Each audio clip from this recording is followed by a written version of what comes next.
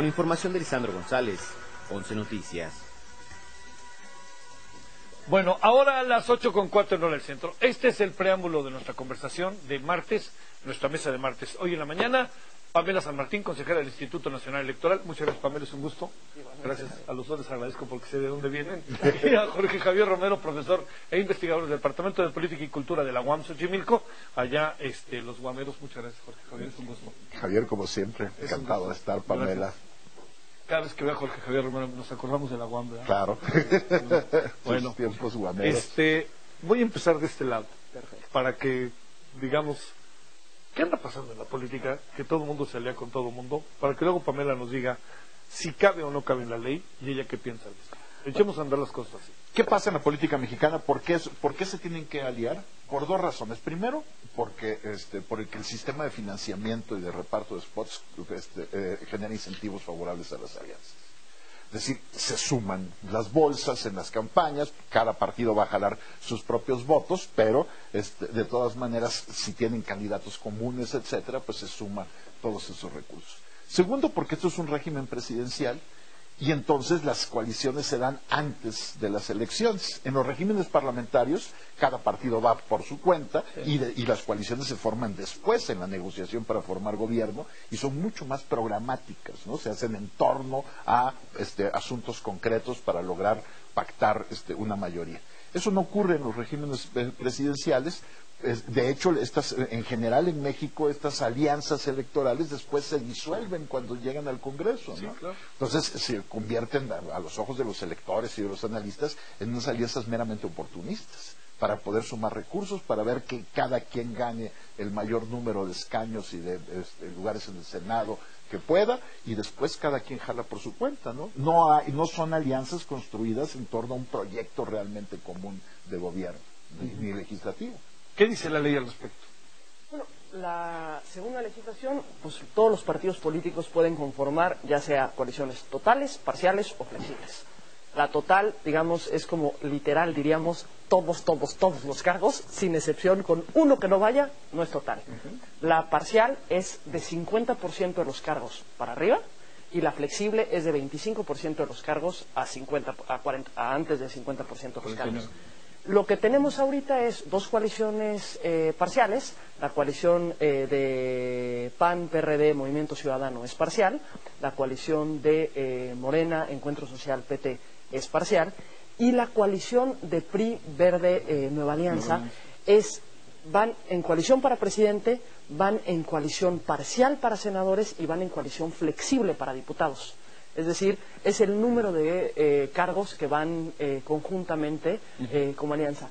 Esto es válido, el hecho de establecer coaliciones totales, parciales o flexibles. Efectivamente hay efectos particulares, por ejemplo, en materia de radio y televisión, si es coalición total. Claro. Si es parcial o flexible, no hay ningún efecto, cada uno de los partidos compite con sus propios tiempos, pero si es coalición total, recordemos lo que pasó en el 12. En el 12 una de las coaliciones se fue en coalición total y la otra se fue en parcial. Y al irse en total, lo que hacen es que los tiempos igualitarios que tienen los partidos, recordemos que el tiempo es 30% de la bolsa es igualitario, 70% es proporcional a su votación. Este 30% igualitario, si vas en coalición total, todos los partidos que están en coalición actúan como si fueran un solo partido, lo que en los hechos les quita tiempo de radio y televisión. Entonces, lo que hicieron en esta ocasión fue todos o parcial o flexible para poder acceder completamente a los tiempos en radio y televisión. Efectivamente, si bien el financiamiento y los tiempos de cada uno es del partido en lo individual, por supuesto que es montos que se suman, porque para efectos de radio y televisión pueden destinar los tiempos al mismo candidato presidencial o a la misma candidata presidencial. En este caso son puros candidatos presidenciales. En caso del financiamiento, pues sumas los financiamientos para poder tener más dinero, para poder acercarte al tope de gastos de campaña. Recordemos que en tema financiamiento no solo es cuánto tienes, sino cuánto puedes gastar. Y pueden gastar todos hasta el tope de gastos que corresponda a cada elección. El tema es si tienes los recursos para poder llegar a ese tope, y esto difícilmente lo tienen los partidos en lo individual. Entonces, en una coalición pueden llegar a tener mayores recursos. El INE no se mete en si se está uniendo la izquierda con la derecha o el centro con el sur o con el norte, no se mete en eso el INE. Esa es la determinación de los partidos Libre de políticos. cada partido. Claro, y además es la forma como se van a terminar comunicando con el electorado, explicando cuáles son sus propuestas, cuáles son sus razones para coaligarse o no coaligarse, cuáles son sus planteamientos de cara al electorado, y esta ya es la comunicación de los partidos para con la ciudadanía. Es demasiado, Jorge Javier, es demasiado pragmatismo o ante qué estamos, tomando en cuenta que, digamos, para todos los ciudadanos, ayer decían algunos invitados, entre otros ayer Benito, en fin, aunque no hablaba mucho del tema Benito por su razón de consejero, que conste que salgo en su defensa, pero decían mucho, el tema es que a lo mejor la ciudadanía, lo digo como hipótesis, no alcanza a visualizar incluso que el PES y Morena, presumiblemente tan distintos, estén aliados. O sea, puede que nomás sea de nosotros, de Círculo Rojo, era una hipótesis que se lanzaba ayer. Hay mucho pragmatismo, todo esto te lo planteo como para provocar. No, sin duda alguna son coaliciones meramente pragmáticas, ¿no? Es decir, todavía el Frente ahí hizo un esfuerzo por construir una plataforma común, donde le quitaron las aristas radicales de cada uno de los programas que podían afectar a los otros, pero esencialmente, por ejemplo, el Frente, ¿cómo se llama? Por México, el Frente se llama la coalición, en realidad es un mecanismo pragmático para salvar los trastos de dos partidos en crisis, ¿no? En el caso de Morena y el PES, evidentemente lo que está haciendo López Obrador es tratar de maximizar sus posibilidades de jalar votos con base en la clientela electoral de cada una de las fuerzas. No hay detrás una definición clara de proyectos que puedan presentarse a la ciudadanía con diferenciación precisa sobre cuáles son sus límites ideológicos, cuáles son sus propuestas claras, ¿no? Eso a mí me parece que hay muchísima confusión en la manera en la que están planteando sus plataformas, y yo sí creo que la mayor parte de la ciudadanía no diferencia estos matices que nosotros en el Círculo Rojo encontramos, pero la ciudadanía no es tonta, la ciudadanía se informa y la ciudadanía sí puede reaccionar positiva o negativamente a una alianza determinada. Yo no sé si a la larga, por ejemplo, este pragmatismo excesivo que hace que se junte el PRD con el PAN o Morena con el PES vaya a costarles al final de cuentas votos. En el caso de la del PRI, pues la visión que se tiene es que los que van con el PRI no son más que sus satélites, ¿no? El Verde es un partido que hace mucho no vive de otra cosa más que de servir de satélite del PRI, y Nueva Alianza, que surgió como una ruptura con el PRI, jugó en 2006 en contra del PRI y apoyó a la candidatura del PAN, ahora ha regresado al redil, ¿no? Y esto tiene que ver también con el regreso al redil priista del centro. Bueno, a ver, déjame plantearte, Pamela, ¿qué piensas de todo esto que está pasando? Entramos que al fin de las ideologías, entramos a esos terrenos en donde voy derecho y no me quito, lo que me importa es ganar y según el sapo es la pedrada. Lo digo un poco como en lo que puede uno percibir, te lo digo en esta doble función, ¿no? De consejera, pero también de analista de la política, ¿no? Es decir, no es un fenómeno mexicano, ¿no? Esa es otra variable, ¿no? Creo que no es un fenómeno mexicano, pero tampoco es un fenómeno nuevo. ¿No? Lo estamos viviendo ahora en la elección presidencial, pero si nosotros miramos las coaliciones que han tenido en los últimos años en los distintos estados, nos damos cuenta que digamos que las alianzas que hacen los partidos, pues podríamos tener la misma percepción. El detalle es que ahora va a una elección presidencial que es de la que todos hablamos. Pero hay una parte que comparto con Jorge Javier. La ciudadanía no es tonta. La ciudadanía puede mirar, puede juzgar, puede analizar y tomará una decisión a partir de esos análisis y a partir de las propuestas que les formulen cada uno de los candidatos, digamos, tomando en cuenta esta decisión de ir juntos. Me parece que lo que va a ser bien relevante en estas elecciones es saber cuáles son sus posturas respecto de distintos temas que sí son relevantes para la ciudadanía y que el contexto de exigencia que se debe de generar desde la ciudadanía precisamente es a tener posiciones claras, a tener respuestas claras sobre las problemáticas que nos aquejan a todas y a todos.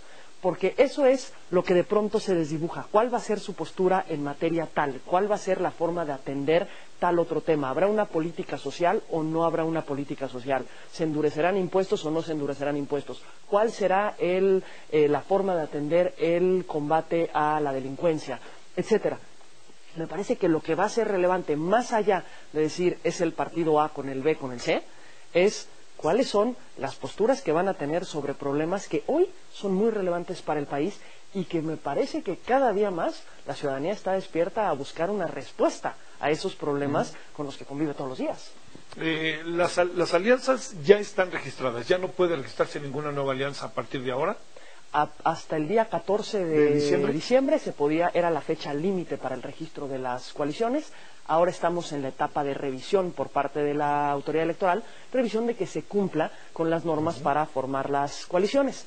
Esta semana, el viernes, probablemente sesionará el Consejo General del INE para pronunciarse respecto de las 3 coaliciones que se presentaron, y lo que puede ocurrir posteriormente son modificaciones al convenio de coalición. No se puede registrar una coalición distinta, ningún partido se puede mover de una coalición a otra, digamos, ni puede cambiarse si son parciales, totales o flexibles. Sí, ya está. Pero lo que sí puede cambiar es si van a 12 estados o a 13 estados y a cuáles son los estados en los que van coaligados los distintos partidos. La ley no contempla, y no lo digo en un plan persecutorio, sino más bien de definición, por ejemplo, que se rompiera eventualmente el frente y que a la mera hora el PRD dijera, me voy con Morena. No puede ir. ¿Se puede deshacer una coalición? Sí, pero ya no se puede formar una nueva coalición, ni se pueden modificar los integrantes. Lo puede hacer, pero no formalmente. Se puede hacer, se ha dado mucho lo que son las declinaciones de hecho o las alianzas de facto. Están como al punto D, ¿no? Veamos en este año en la elección del Estado de México que hubo una alianza de facto al final de la campaña entre PT y Morena. El detalle es, como no era una alianza formal, cualquier voto que se emitiera por el PT era un voto por el PT. Cualquier voto que se emitiera por Morena era un voto que se emitía por Morena. Es decir, una vez que no hay una alianza formal, los votos se cuentan por separado, con independencia que el discurso sea de declinar a favor de uno o de hacer una alianza. Pero ante la ley no tiene un valor. Será el electorado el que dirá, bueno, pues si declinó el candidato A por el B, voto por el B. Sí. Pero si voto por el candidato A, mi voto vale por el candidato A. Claro. A ver, Jorge Javier, déjame plantearte la otra gran variable del proceso, que son los independientes. Que los independientes podrían acabar jugando. Vamos a partir de que el Bronco a la mera hora dice, yo me voy con X, Y o Z. Pero ocurre lo mismo que dice Pamela. Si al final él dice, pues ya me retiro, de todas maneras va a aparecer su registro en la boleta y los electores que voten por él, sus votos irán para él, ¿no? Pero sí puede jugar políticamente. Si juegan políticamente, incluso a veces sin declararlo, ¿no? Retrayéndose en la campaña, buscando conversaciones. Eso ocurre en todas las elecciones en todo el mundo. Claro, que no está mal, ¿no? No está mal, pues así funciona la política. La política es un juego de alianzas y pactos, ¿no? Sí. Si no, pues tendríamos simplemente un fraccionamiento absoluto de planteamientos. Y de lo que se trata es de llegar a acuerdos. Ahora, volviendo al tema del pragmatismo, también los acuerdos deberían, por lo menos, procurar tener fuerte anclaje en programas comunes, ¿no? Que eso es lo que ocurre en los regímenes parlamentarios cuando las coaliciones se dan después de las elecciones y donde se tiene que negociar forzosamente un programa de gobierno, ¿no? Yo creo que un sistema presidencial no favorece eso. Sin embargo, también estas alianzas han provocado discusión sobre los temas que están ausentes de los pactos, ¿no? Por ejemplo, se ha puesto ahora sobre la mesa el asunto en Morena de por qué se está pactando con el PES si si Morena debería defender una agenda con respecto a la cual el PES es absolutamente hostil, ¿no? Totalmente. Y lo mismo ocurrido con el frente del PAN con el PRD, ¿no? Si hay temas que afloran a la discusión precisamente porque están ausentes de las plataformas, ¿no? Y eso es parte de la discusión política y es bueno para la discusión política. ¿Crees, Jorge Javier, que los independientes jueguen o no jueguen? Van a tener un papel importante en un sistema donde además no tenemos segunda vuelta.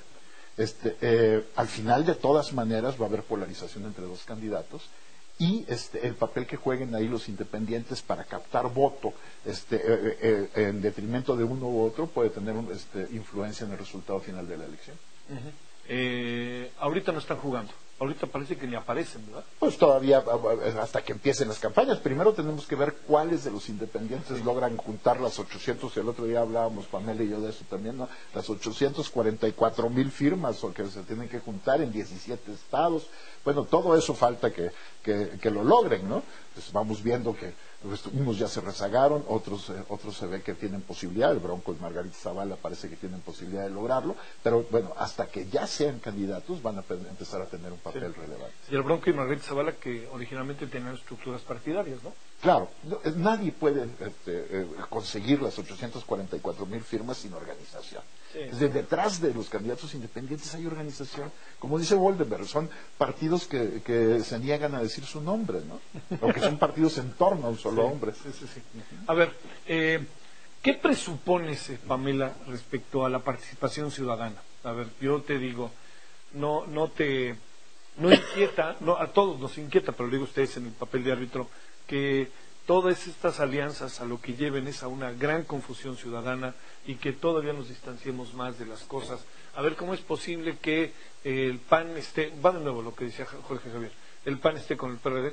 Ahora los que están en un apuro son los del PRD que salieron del PRD para irse a Morena, y ahora están con el apuro del PES, y que ahora sí que está peor el asunto, ¿no? Pero bueno, a ver, ¿qué piensas que puede pasar en términos de la cotidianidad? Alianzas que de repente son dificilísimas de entender. Yo regresaría al punto, tampoco son nuevas. Sí. Ya hemos visto estas alianzas muy difíciles de entender en distintos estados, y en distintos estados donde han tenido un efecto electoral positivo y un efecto electoral negativo.